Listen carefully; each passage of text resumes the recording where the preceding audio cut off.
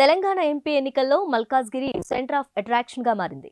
దేశంలోనే అతిపెద్ద లోక్సభ నియోజకవర్గమైన ఈ మినీ ఇండియాను కైవసం చేసుకోవడానికి ప్రధాన పార్టీలు శక్తులన్నీ వడ్డీ పోరాడుతున్నాయి. బీఆర్ఎస్, బీజేపీలు తమ అభ్యర్థులను ఇప్పటికే ప్రకటించగా కాంగ్రెస్ తన అభ్యర్థిని తాజాగా ఖరారు చేసింది. ఎమ్మెల్సీ పట్నం మహేందర్ రెడ్డి భార్య పట్నం సునీత పేరును ఫిక్స్ చేసింది. పట్నం దంపతులు ఇటీవలే బీఆర్ఎస్ కు గుడ్ బై చెప్పి కాంగ్రెస్ తీర్థం పుచ్చుకున్నారు. మల్కాజ్గిరి నుంచి లోక్సభకు ప్రాతినిధ్యం వహించిన సీఎం రేవంత్ ఈ సీటును తిరిగి నిలబెట్టుకోవాలని పట్టుదలతో ఉన్నారు. బీజేపీ అభ్యర్థిగా పోటీ చేస్తున్న మాజీ మంత్రి ఈటెల రాజేందర్కు ఈ ఎన్నిక అగ్నిపరీక్షే.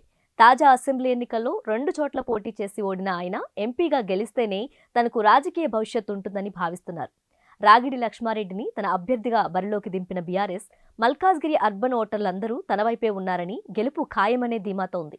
మల్కాజ్గిరిలోని 7 అసెంబ్లీ స్థానాలను బీఆర్ఎస్ గెలుచుకుంది. ఎంపీ ఎన్నికల్లోనూ ఇదే ఊపు కొనసాగుతుందని పార్టీ అంచనా. అయితే ఎంపీ ఎన్నికల్లో ఓటర్ల ప్రాధాన్యాలు జాతీయ అంశాలపై ఆధారపడి ఉంటాయని, పోటీ ప్రధానంగా కాంగ్రెస్, బీజేపీల మధ్య ఉంటుందని పరిశీలకులు భావిస్తున్నారు.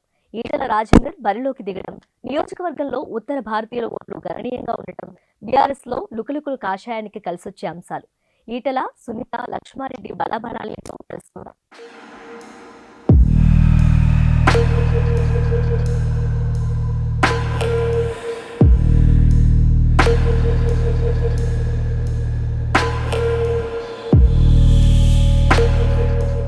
అసెంబ్లీ ఎన్నికల్లో జంట నగరాలు మినహా రాష్ట్రమంతటా కాంగ్రెస్ గాలి బలంగా వీచింది. రేవంత్ ప్రభుత్వం ఎన్నికల హామీలను నెమ్మదిగా పట్టాలెక్కిస్తుంది.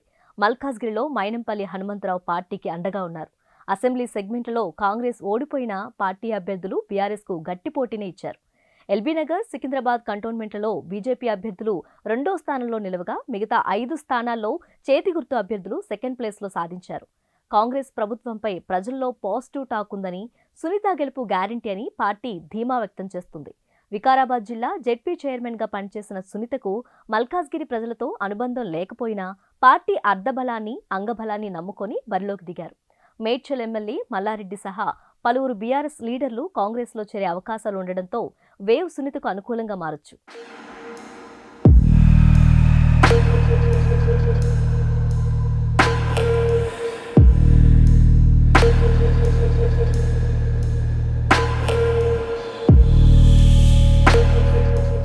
బీజేపీ అభ్యర్థి ఈటెల రాజేందర్ మల్కాజ్గిరి టికెట్ను పట్టుబట్టి మరీ సాధించుకున్నారు. బీజేపీ జాతీయ కార్యదర్శి మురళీధర్ రావును కాదని పార్టీ పెద్దలు ఈటెలనే బరిలోకి దింపారు. తెలంగాణ ఉద్యమకారుడిగా, ఎమ్మెల్యేగా, మంత్రిగా సుదీర్ఘ రాజకీయ అనుభవం తనను గెలిపిస్తాయని ఆయన భావిస్తున్నారు. మల్కాజ్గిరి నియోజకవర్గంలో 31 లక్షల ఓట్లు ఉన్నాయి. 2019 ఎంపీ ఎన్నికల్లో 50% పోలింగ్ నమోదైంది. రేవంత్ రెడ్డికి దాదాపు 39%, బీఆర్ఎస్ అభ్యర్థి మరి రాజశేఖర్ రెడ్డికి 38%, బీజేపీ అభ్యర్థి ఎన్ రామచంద్రరావుకు 20% ఓట్లు పోలయ్యాయి. ఈసారి మోదీ హవా, అయోధ్య రామమందిర నిర్మాణం, ఉత్తరాది ఓటర్ల చాయిస్ ఈటెలకు కలిసి వచ్చే అంశాలు. ప్రధాని నరేంద్ర మోడీ మల్కాజ్గిరిపై ప్రత్యేకంగా శ్రద్ధ తీసుకొని రోడ్ షో నిర్వహించడం గమనార్హం.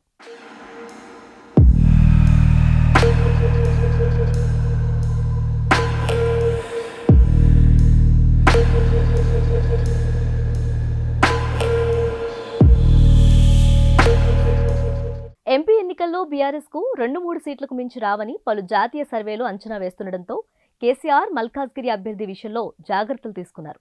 ఎమ్మెల్సీ సాంబీపూర్ రాజ్కు టికెట్ ఖరారు చేసిన గులాబీ బాస్ చివరి క్షణంలో నిర్ణయం మార్చుకొని రాగిడి లక్ష్మారెడ్డిని బరిలోకి దింపారు.